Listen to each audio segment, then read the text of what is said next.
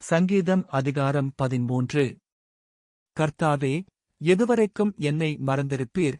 எதுவரைக்கும் உம்முடைய முகத்தை எனக்கு மறைப்பீர்?